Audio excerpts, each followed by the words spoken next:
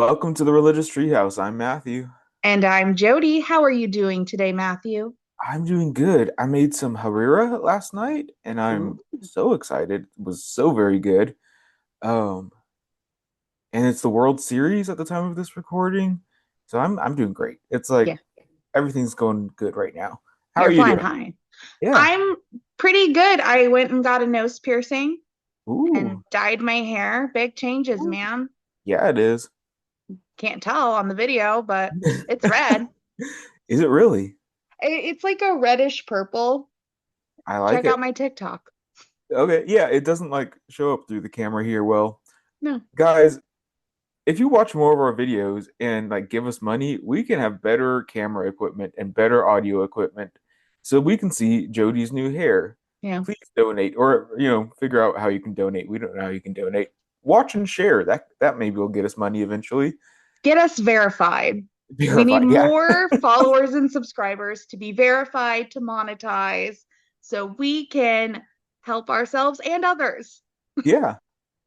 Yeah. And so that you can see our hair better. Yes. I put in work. All right, Matthew, today is really we've already started this Yeah. series, but today is chapter 1 on religious extremism. Chapter 2. Yeah. I guess the introduction was chapter 1. This is chapter 2. This is part 1, chapter 2. And it is titled in Terror in the Mind of God by Mark Jurgensmeyer. Mark Jurgensmeyer. I wanted to say Mark. Part 1 is titled Cultural Violence. Chapter 2, Soldiers for Christ. Take us away. Okay, yeah. I mean, so we're continuing our series of going through religious extremism and violence, fun stuff. And we're starting with a bang with Christian extremism, which I think is a good starting point because, like, as we've talked about in this podcast before, like, we're our assumed audience knows Christianity more than other religions, generally speaking. And I know you and I both know Christianity better generally. So I think this is a great place to start. We kind of know what we're talking about, and like it's not too big of a leap. So yeah, let's get into it. Let's get What into it.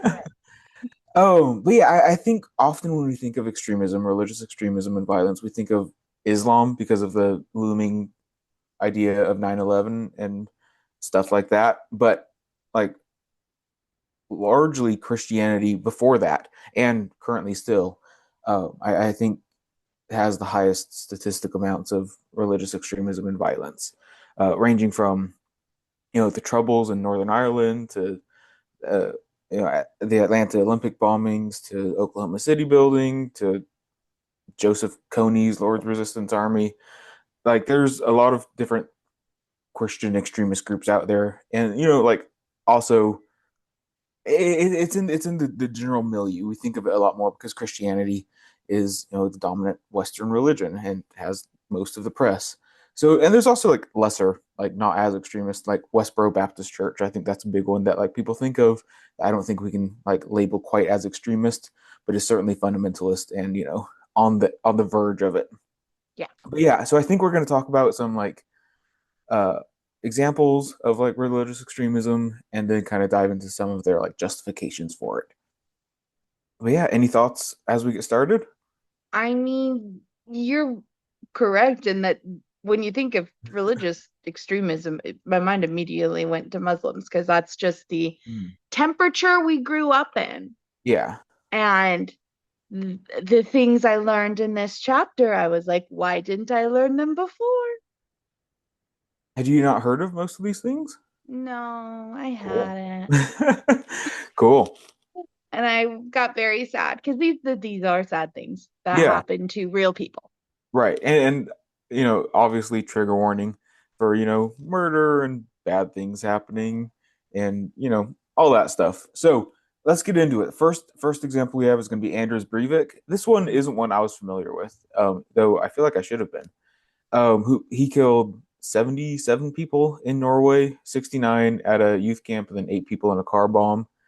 And this was like in part to get attention for his 1,500 page book, essay writing, Manifesto manifesto. 2083, a European Declaration of Independence. Right. And essentially that was just him being like presenting a paranoid history and political commentary that blamed like feminism and cultural Marxism and Muslim culture on like the problems of the world. Uh, setting all of that as like, hey, this is what's wrong with everything. And the title 2083 is kind of weird because this, he did his final events or his he didn't die, I don't think. No, he gave a projection for what he thought the next 70 years could look like and Right, with right, how they could achieve this perfect idea of the yeah, world through the lens of Christianity. right. Well, and like he was presenting Christianity in this, cultural sense, this European, this Christian Europe idea that like thought in an ideal world he would eradicate Muslims from Norway and Europe by 2083. And I think the most interesting thing about him is that he wasn't really a pious Christian. He wasn't really Christian at all, and he called himself an Odinist, which is evoking Norse mythology for sure. There, talk about relevant to modern times, but um, like the idea that he wasn't like a super pious Christian, but rather was defending this Christian idea of European heritage, whatever that consists of in his mind, I think is fascinating because it's not that he's you know being told by God. It's not that he necessarily has these Christian influences that are causing his extremism, but it's that this overarching Christianity that's just pervasive in Western culture that he sees as this dominant and good schema that that should be progressed, not just like, hey, this is his religion, everyone should be his religion. I think that's absolutely fascinating. Yeah. Because he considered himself an Odinist Yeah. and then perpetuated these ideas of this culture that I guess exists for some people, Mhm. but isn't necessarily the end all be all for everyone Right. else. It just, and he, uh, so he bombed a federal building and Right. Yeah. then shot 67 campers at a Mhm. multicultural camp, and then two campers drowned in the sea. Right. He that's not a small event. No. And it happened in the 2010s. In Yeah, 2011, yeah. 2011. And Mhm. I just don't remember this getting a lot of publicity. Right. I mean, I was, 11 at the time. Yeah. So I don't know if I was, really into the news at that point. But I mean, you were a little older, but still young. So, I feel I was aware enough that if it was out there, I mhm. would have paid attention. I would have perked up at it, but I don't know. It's Yeah. he I really don't know what to say about him because the way it was kind of twisted and turned, and he put on his police officer uniform to Mhm. carry these things out, and there was this like kind of air of militancy, I feel, by putting on his uniform. And then he Mhm. said he was anti-disestablishmentarian. That Mhm. was this one, yeah. Which I would say a police uniform is a symbol of the establishment. Sure. So there's that kind of I thought contradicted itself. Yeah. Or was that Timothy McVeigh Oh my or, gosh. or Michael Bray? I don't know. I might get But them. yeah, like he definitely has this, far right view of Christianity or like the world that's influenced by, far right Christianity that his view of what's wrong with this world is highly centered around like multiculturalism Yeah. and liberal ideologies. The threat of Islam was a common and popular one for sure. And like he was calling for this like armed resistance against his imaginary enemies of cultural Marxists and the elite. And one quote was, "They're leading us to this cultural slaughterhouse by selling us into Muslim slavery," which like obviously isn't what's happening. Like Yeah. anyone who's not engulfed in this worldview like can clearly see that's not at all what's happening. Um, but that's his worldview, and in order to show the world, in order to perform this act to make the world see what's happening, this act of violence was a performance to at least for a moment show that he was in charge, and like try to put a call to arms to his imagined supporters, which Yeah. obviously didn't bring anyone into his group that weren't already going to be in his group. So yeah, I think when we talk about this, it's important to acknowledge that this is very much a performance in all of these cases, and that needs to be thought of when considering these people. These are all performances that are Yes. meant to be seen. Yeah. Okay. I'd like to retract my earlier statement. It's about the anti-disestablishmentarianism. We're going to Mm. retract that. We are going to talk about the delusion of grandeur that Okay. these people seem to have, because to have this idea that, yes, my one simple act is going to ignite, it's it's some kind of complex. Hmm. Like if we were to get into psychology, I believe they would diagnose it. Um, it to write a book, Hmm. to plan out 70 years in advance, Right. to commit this act, to have these grand visions, and then you do all that and nothing happens. Hmm. I think that's probably the most terrifying part of it all. Is that someone in their mind was like, yes, this will start the revolution. Right. And it's important to acknowledge that for the most part, these people who are committing mass murder Mm, aren't your standard run of the mill people.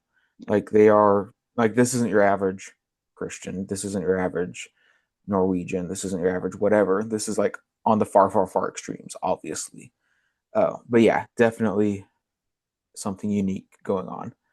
Um, but like the supporters of these groups are or at least can tend to be like your average run of the mill people that are not super not clearly this this level of extreme, but still supporting it, which I think that's the important part of studying these things.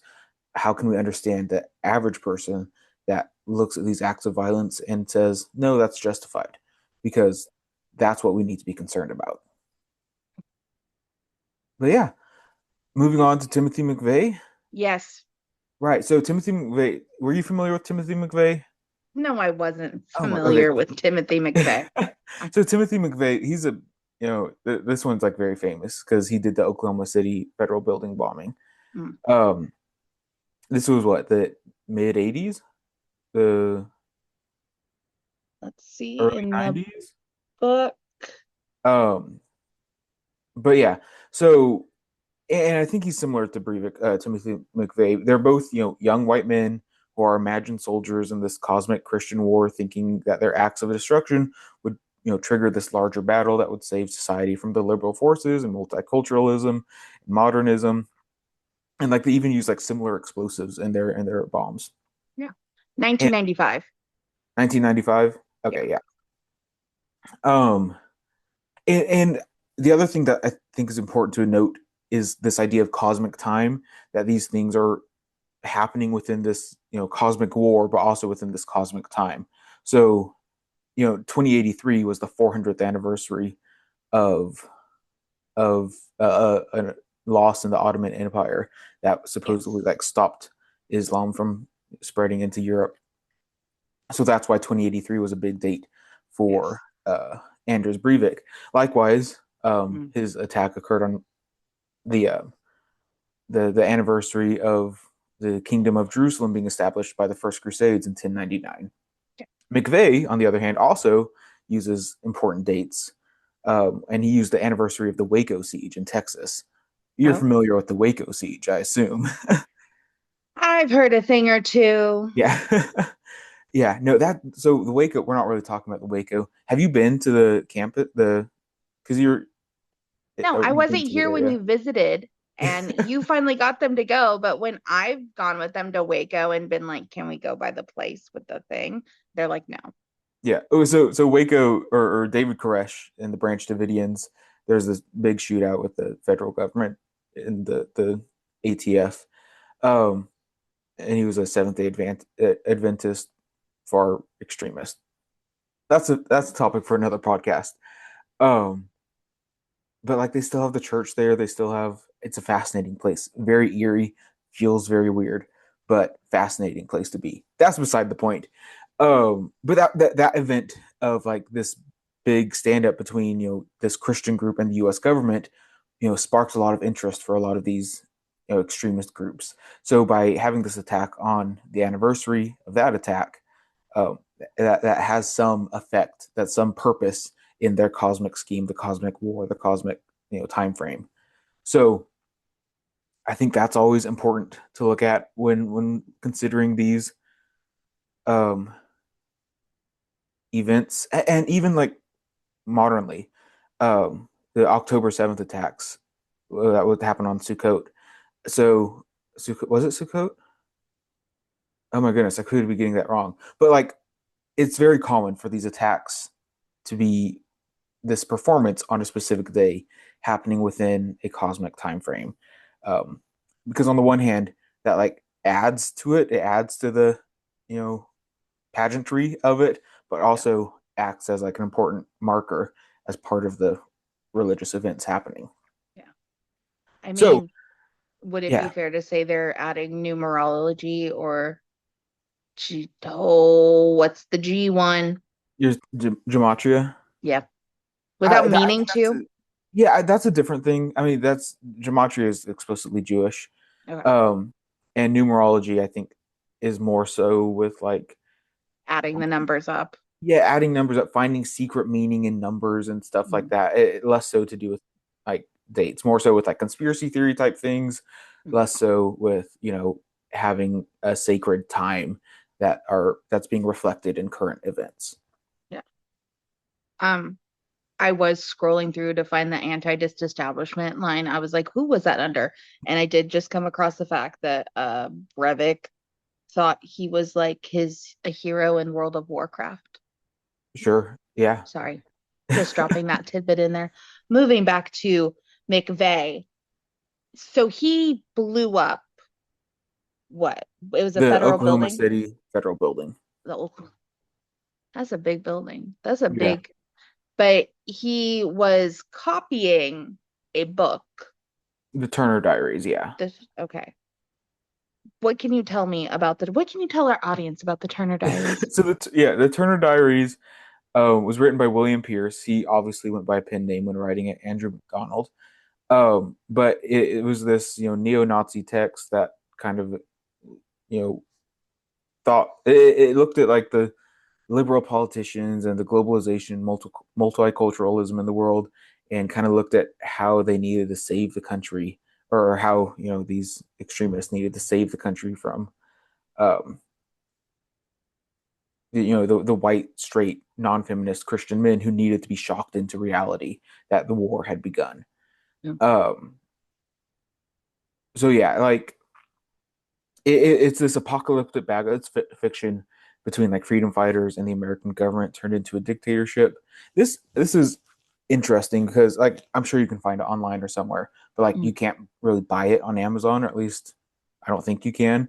And this I think is a fun discussion for not a fun discussion, but an interesting discussion on banned books. Because often when we talk about this is a detour, I didn't know we were going to go down this conversation, but like often when we talk about banned books and stuff like that, we think of like 1984 and like more and other books like that are sometimes considered more liberal, at least in Yeah. the common the talks that we have now. But like Mhm. this, the Turner Diaries is, I think, very clearly a banned book, and for a good reason.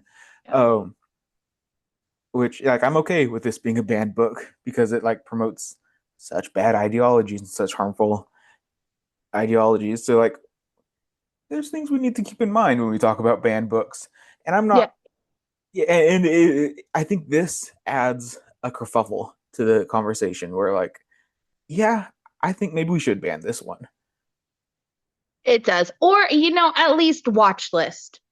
You know, if Sure. you get a copy of Mein Kampf, you go on a watch list. Yeah. Well, I think we really need to popularize, maybe not popularize, but bring back the restricted sections of libraries. Like, make the restricted sections bigger. So like you can read these books, but like people are gonna know that you read them. People will know. You can't take them home.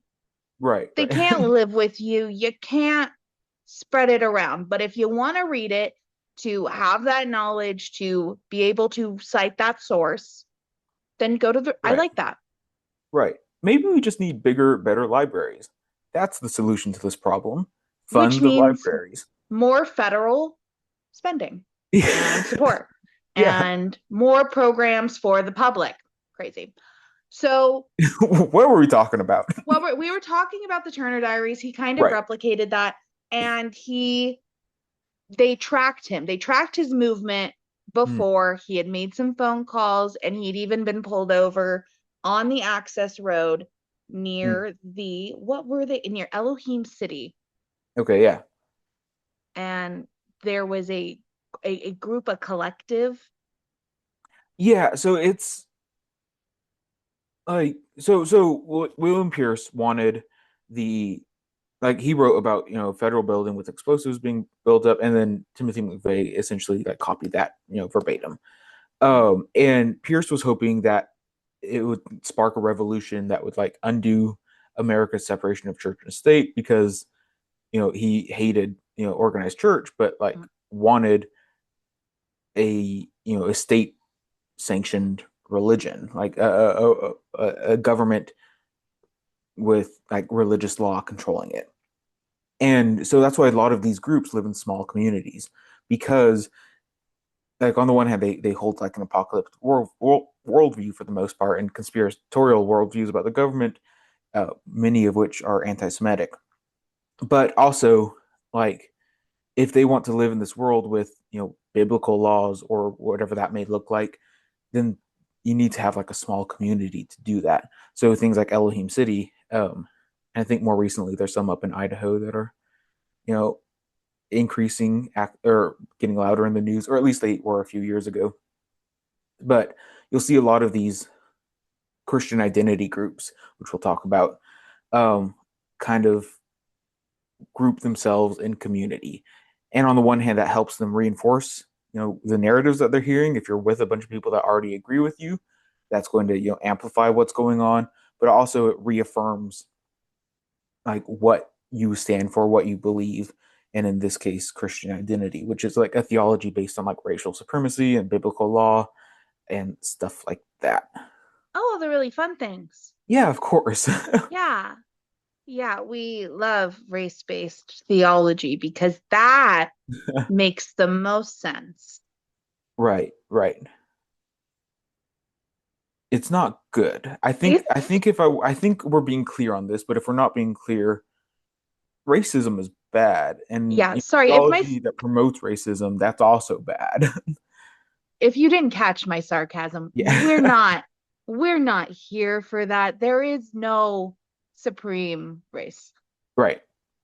But Um, this Christian identity group that was, influential to McVeigh and other people, it kind of originated in 19th century British Israelism, which argued that Jesus was not Semitic, but in fact Aryan, and that the lost sheep of Israel ended up being going to Britain and being British, and now the people who are Jews are actually pretending to be Jews and are trying to exert satanic control over the world.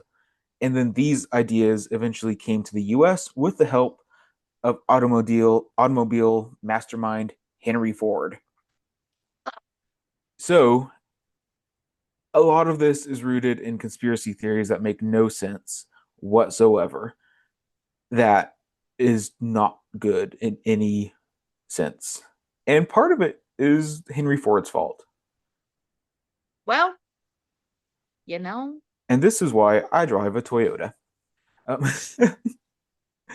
oh, but yeah, interesting case study for sure. Um, with so much racism and anti-Semitism like influencing him. yeah, Any other but thoughts on McVeigh? I mean, just with the Christian identity being such a, it seemed, big point of his, the fact that he didn't target a collection where minorities might Hmm. be. I think. Well, yeah, but I also think that his problem was with multiculturalism in the government, and the government by targeting a federal building, to him Mm, that was targeting, the source of the problem, that was promoting this multiculturalism, that was promoting okay, diversity, that was promoting minority cultures. got it. Uh, so it's a way for him to, on the one hand, follow what probably to some extent, maybe not, he would maybe not say it verbatim, but a way for him to follow what he would consider sacred scripture, being the Turner Diaries, in addition to, the Bible and stuff like that. So no, it's definitely, an awful attack that he saw as like the start of a battle against the multicultural elite. I'm sensing a theme. Yeah. What do we have next? Michael Oh, Bray and abortion clinic bombings. yeah. Have you heard of this guy? Yeah, I have. I got a Really? bone to pick. Yeah. So he, hasn't killed anyone. Himself, he hadn't killed anyone, but he destroyed 7 abortion clinics in like the DC area, Virginia, Maryland, Delaware, uh, in 1984-ish. He got 5 years of prison, and it seems like you have thoughts. How many pap smears had to be rescheduled? I mean, abortion clinics, they also provide other services to women. Like, how Right. many women were without medical care because he decided to bomb buildings? That's not Mhm. okay. That's not cool. That's not safe. It's not safe. Yeah, we can all agree on that. Not safe. Bombing things, not safe. But just on the human impact of it, you're like, I care about human impact. And I'm like, okay, Yeah. it's impacting other humans. Right. But yeah, And I guess. I think this is like the most clearly influenced by Christian theology, Michael Bray. He was a reverend, he was a pastor. And he saw American life comparable to Nazi Germany, and was influenced by theologians of that time, Reinhold Niebuhr and Dietrich Bonhoeffer primarily. But he saw this American life as if they were in like this hidden state of warfare, where people were lulled into this lack of awareness of the horrors of the government, and he's wanted to like push against the establishment for a new moral order in America based on, a moral law or a biblical law instead of some social or secular agreement. Um, so then he saw it was his role then, because of, we should do an episode on the Bible and abortion. That would be a fun episode. I don't know why we haven't thought of it yet. That's a tangent. But Can we do an episode on the audacity of men? Because that's who's being listed here. right. We've done, I feel like our Text of Terror series was a whole series on the audacity of men. No, I just wanted a 45-minute episode of me screaming. Yeah. Oh, but yeah, Michael Bray saw that it was like his role until, like, they got the Christian government going. They saw that it was his role to defend unborn children and to kill the doctors that would perform abortions. I mean, he didn't kill the doctors, but he was supportive of others that did. Uh, but he saw these as defensive acts rather than punitive. He saw this as, something that they had to do before other deaths would occur, um, rather than, punishing these doctors for what they've done. So he wasn't interested in punishing abortionists, but preventing them from doing their work. And I think that is interesting, an interesting mindset we'll talk more about. But yeah, what are your thoughts? I'm I mean, when you go with that logic, no one died. Is this a lesser crime than others? Yes. Still a crime, a Right. lesser crime, maybe. And I mean, don't bomb things, obviously, but he's like, I'm going to take preventative measures. Sure. And I that's don't know. why he only got 5 years of jail time, while, the other guys that we've talked about have gotten life in prison. One of them got like 146 years. I think it should have been longer. Yeah. But but yeah, and like he's like out of prison now, and like still far right extremist, but What um, struck me about this is when he started talking about him, he's like, I found nothing sinister or intensely fanatical about him. Like, right, he's just like chill. well, because I think when we think of these acts, these are performances. This is theater. Uh, you know, violent and horrible theater, but it's still theater. And if you take that person outside of the spotlight, like they're going to be a normal person for the most part. Most of these people are going to generally be normal when they're not performing. Like you don't watch a movie, or at least you normally don't watch a movie and then expect the actor to continue acting like that character, because this is a performance trying to get people's attention to look at themselves because they feel that they have not been taken seriously, they have not been addressed, and they need an outlet for someone to observe them and see them and take their story seriously, they feel like. And the way that they do that is through these large acts of violence. Yeah. But even though he was Michael Bray himself did not kill anyone, he was kind of okay with people who did. Right. Not even kind of okay, he was supportive of people who did. He was definitely Oh, okay.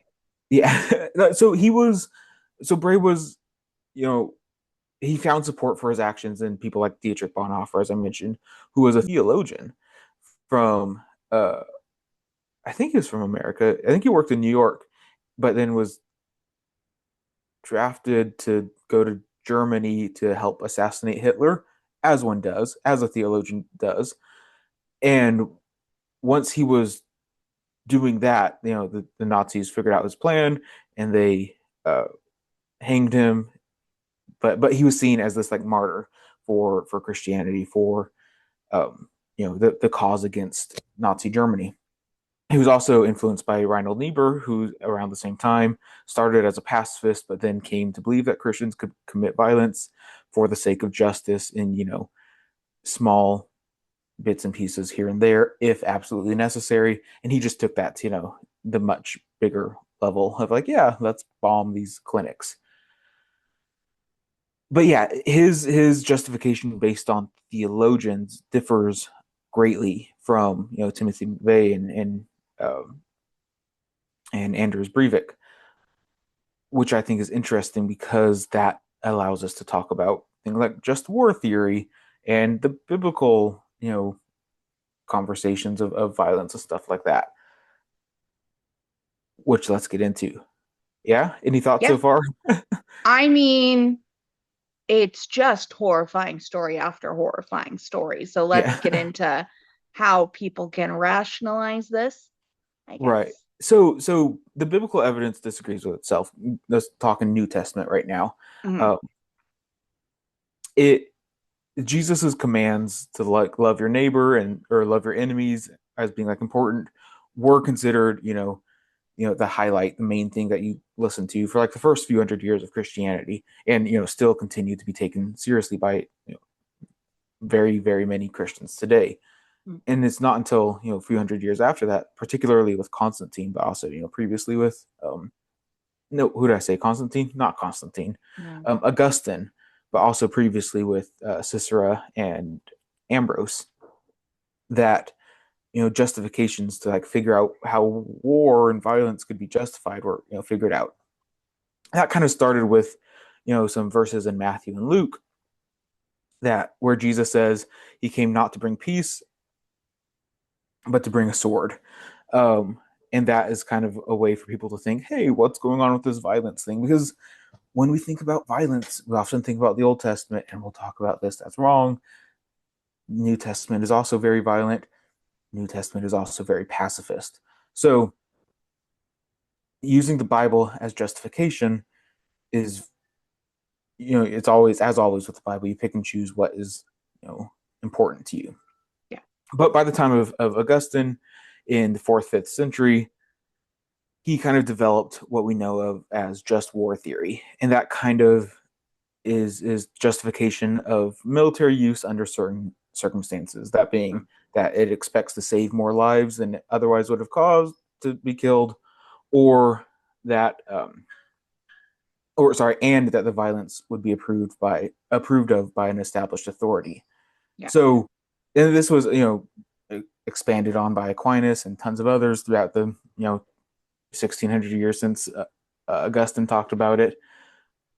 But it's very important in like modern, not just theology, but political theory and stuff like that too. And even in like liberal denominations and, liberation theology, the church can argue for just revolution. So just war theory is very important. We could have a whole episode on that at some point. It's very important, and as a way to kind of justify a necessary war if needed for Christianity. Yeah. Examples would include things like the Inquisition, correct? And the Crusades. I think that kind of stands in opposition to just war Okay. theory, where those are, less legitimate examples of how, Okay. Christian could theoretically do war, because the Inquisitions were there to kind of root out heresy, and they resorted to torture and execution and ensuring that converts were genuine, and that didn't have anything really to do with saving lives or pursuing violence that was approved by the higher authorities or God. I guess it was approved by higher authorities, but with just war proposed by Augustine and others, it was generally thought to be swift and careful and at the very very little amounts of violence as possible. Okay. And then the Crusades, again, that was just killing thousands of Jews and Muslims in the attempt to get some Holy Land back, and that was had no lasting value, did not work out. Yeah. The Crusades were a failure for the most part. So yeah, I don't think the Crusades and the Inquisitions can be thought of as a good example of just war theory, but just war theory is continued to be used in modern war. So like the Bush invasions, like he very much invoked just war theory. Yeah, just war theories everywhere. You can't have a war nowadays hardly without people citing it. Well, that's delightful. Yeah. um, So, but yeah, so Bray was influenced by not the Crusades or the Inquisitions, but by Niebuhr and Bonhoeffer, who saw ethical justifications to support his own actions. Now, Bonhoeffer and Niebuhr were fairly liberal, especially for their time, and critical of state religion. So Bray had to find support elsewhere. He needed this in things like dominion theology, which is a bummer. Dominion theology is the idea that Christianity must reassert the dominion of God over all the things, including secular politics and society and the world and all that stuff, popularized by people like Jerry Falwell and Pat Robinson, who you've heard of. no. Um, Televangelists. Well, Yeah. I kind of guessed. I'm Yeah. actually no. Wait, Pat Robertson is ringing a bell. I have heard his voice. Never mind. Sorry, Yeah. I lied. Oh, and so you get this anti-abortion movement, and that's generally full of ideas from Dominion theology, asserting that America should be this Christian nation and should oppose moral evils such as homosexuality and abortion and sexual entertainment, and we should focus on parental rights, and we shouldn't pay taxes on places that we don't like, and evolution shouldn't be taught in schools and stuff like that. So that's kind of like common things that we hear about in far right, not even far right, but right leaning Christianity. But Bray found his people in the far right views of dominion theology called Reconstruction theology. And what Reconstruction theology does is it is trying to create a Christian theocracy where Christianity is the law of the land. Um, and this is a way for Christianity, for Christians to dominate the world, which bummer, right? Because that is going to involve not a lot of good things. I'm not sure world domination is You don't think biblically accurate. you don't think Jesus was like, how can we dominate the world? I don't think so, man. I don't Yeah. know. But yeah, so Reconstructionists were generally post-millennial. Have we talked about dispensationalism here? No, we have not. Cool. So Reconstructionists were post-millennial, which essentially means that they think God is going to return to Earth, Jesus is Mhm. going to return to Earth after 1,000 years of religious rule. And therefore, Christians have the duty to provide social and political conditions to make Jesus' return possible. Uh-huh. In summary, if Christians rule the world for 1,000 years, Jesus returns, woohoo. Obviously. More popular are the premillennialists, at least Yeah. modernly. More popular is premillennialism, I Mm. think, at least. Could be wrong. But they believe that the reign of Christians will happen 1,000 years after the return of Jesus, and that therefore generally makes them less politically active because they think it's going to happen at some cataclysmic moment in history where Jesus returns. We were all there for the rapture concerns a few weeks ago. And that is going to be a premillennial theology. And that's why you see a lot of Christians not care about the environment and stuff like that, because I think, oh, Jesus is just going to return anyways, and then it'll all get figured out at that point. And So this is you're why Christians don't care about trees. so you're telling me the two options are totalitarianism or political apathy?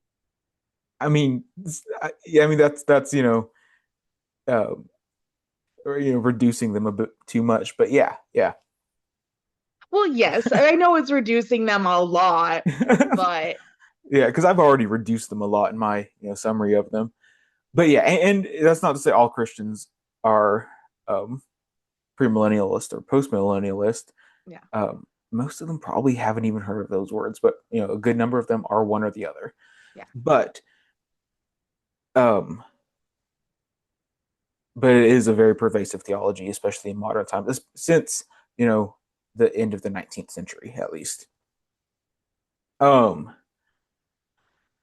but yeah, like so, other people in Reconstruction theology, like Gary North, who's like a big name in this, who he disagreed with these killings and abortion bombings, claiming that like violence was only justified as like if you're in wartime and you're defending your household, or you're executing criminals, or avenging a death, or saving a nation, or stopping the moral transgressions from bringing blood guilt onto a community. Their words, not mine.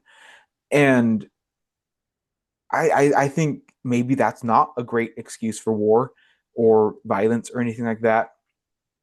But he saw, the killings and the abortion bombings as, not falling into that category. But Michael Bray, argued that in fact his attacks were able to fit into that category, and thus they were agents in this world at war against, the evil liberal leftists and Marxists and minority groups and stuff like that. Okay. Yeah, Justifications, man. It's like playing gymnastics. right. No, it's Like, rough, and there's a lot. I, okay, what next? But yeah, I mean, that's essentially all I have to say. Um, there's other things that have happened modernly, like the Troubles in Belfast, and whether that can be like a religious conflict or not is like up to debate. Whether it was the Protestants versus the Catholics, or anti-colonialist, fight. And this happened from the '60s to the '90s, the 1960s to the 1990s. If you're unfamiliar with the Troubles, um, I don't know. I think that's something that we could do a whole episode on at some point, but I don't have a ton to say at this moment. No, and all I have to say is if you want to look at the 90s and the Troubles, Dairy Girls is a comedy that kind of looks at this turning point with the Troubles and through a very heartfelt lens. Liam Neeson is in the last season, Hmm. and that's always fun. But yeah, that's all I have to say about the Trouble. I mean, also there's the Troubles make an appearance in Downton Abbey Sure. at one point because I thought Downton Abbey was like 1600s. no, no, it's like they have cars. They get Really? cars during one of the characters dies in a car crash Maybe I should on watch Downton Abbey more. you should watch Downton Abbey. It's the 1900s. It starts with it's okay, the first it starts with the Titanic sinking. Fascinating. Okay. Yeah, sorry. Cool. So went on a tangent there. Um no, but they do get into the like the religious bit, but they in back to Dairy Girls, they get into the religion, but also like you kind of you see multiple generations who have gone through this Mhm. and their different perspectives. Like the grandfather is so he knows what's right. He's like, get them out of here. Whereas like the mom's trying to like hold the peace and the kids are just lost in growing up in this thing. So anyways, troubles aside, Yeah. this has been an interesting episode. Yeah, I think if we want to like summarize like the things that we've talked about, like with Christian extremism, there tends to be a focus on absolute truth that Mm, often, diverges into racism and stuff like that.